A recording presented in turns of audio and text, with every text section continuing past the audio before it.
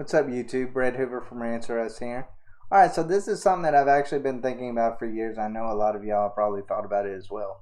And that is whether or not Eric Killmonger was actually redeemable. I kind of felt like to a certain extent he was a man made by what he saw in a lot of different ways and what he had experienced. Of course, his father being exiled by his people. Seeing the injustice that was done to black people in America, seeing living basically in really bad places. I kind of felt like he was somebody made by what he had witnessed.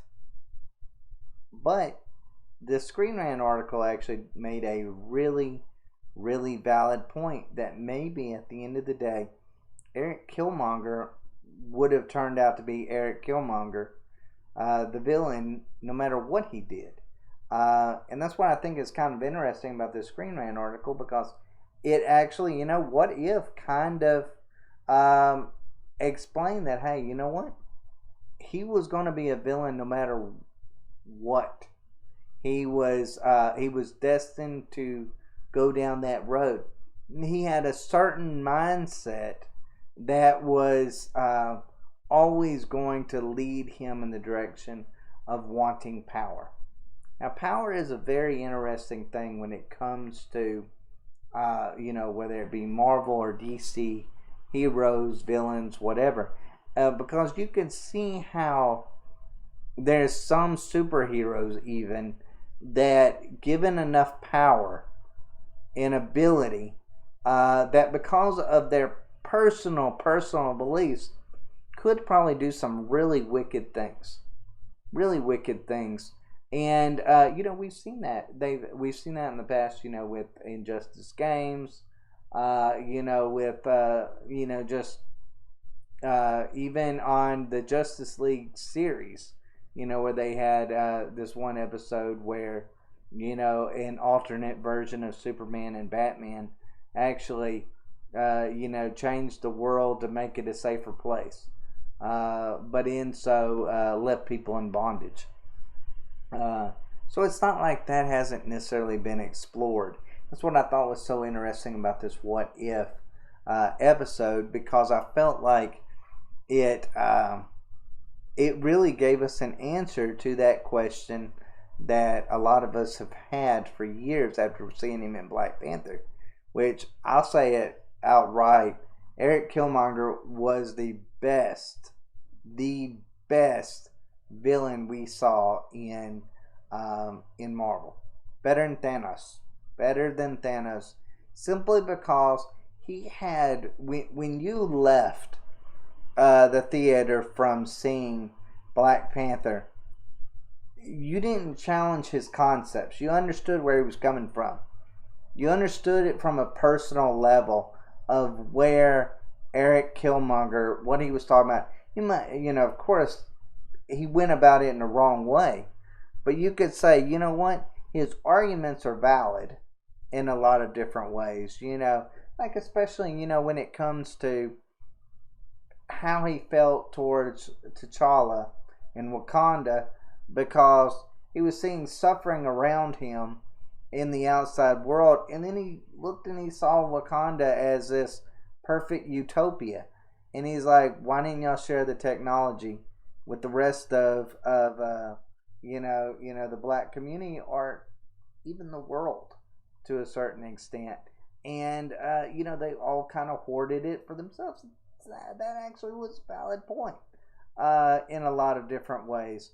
The way he was treated, what had happened with T'Chaka, and in his father's death, there was resentment.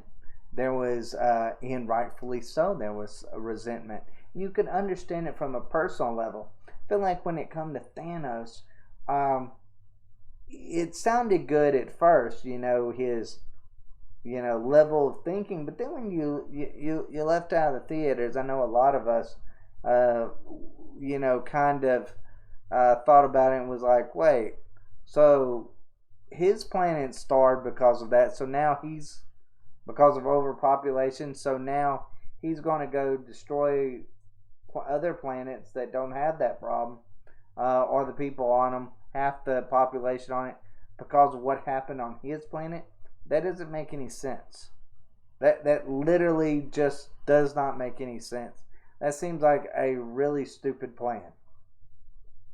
Really stupid mindset in a lot of ways. And so I feel like his mindset doesn't really hold water like what Killmonger's did. Killmonger, from a certain point of view, you could understand maybe in the Black Panther movie, he wasn't as much of a villain as what he was portrayed as. But what the What If series actually kind of completely, changes that around and makes it where not only was he destined to be that, no matter what direction or what happened to him in his past, or any change that could have happened, good or bad, in the present of his life, he was going to turn out to be this villain. He was always going to seek out power above all else. Now you could say, well, it's because he wants change. He wants to bring about change, and he feels like only he can do it. But that's kind of what you hear from a lot of villains, say that I don't want to wreck the world to wreck the world. I want to change to save the world from itself in a lot of ways. And it sounds good if you're a politician. But when you put it in the comic book stance, or Marvel or DC stance when it comes to the movies or series, it comes off as really being megalomaniacal. Got my words changed up there. But it comes off as megalomaniacal into a certain extent, and it almost kind of makes you wonder how politicians get away with it, because they say a lot of the same things that a lot of some of these villains say, and yet people vote for them, and I've never really understood that, because it all comes down to hubris. It comes down to thinking that you have all the answers.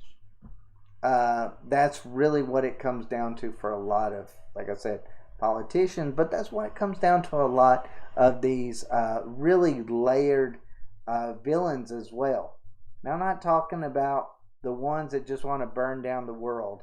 I'm talking about layered characters that could go either way depending upon the circumstance they were in. Like Black Adam is a very good version from the comic books, where he's been a hero and he's been a villain. But at the end of the day, he's always in a gray area. And I feel like Killmonger was kind of that way too, to a certain extent. I feel like the What If series maybe got that a little bit wrong, where the Black Panther movie got it right. I feel like you need, for Killmonger to work as a character, you need him to be changed by the circumstances that he was put through, not by some kind of biological standpoint where his father acted a certain way and then therefore he behaves that certain way.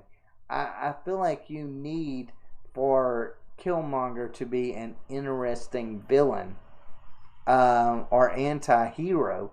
You need him to be changed by the circumstances that he was put through. That's my opinion when it comes to that.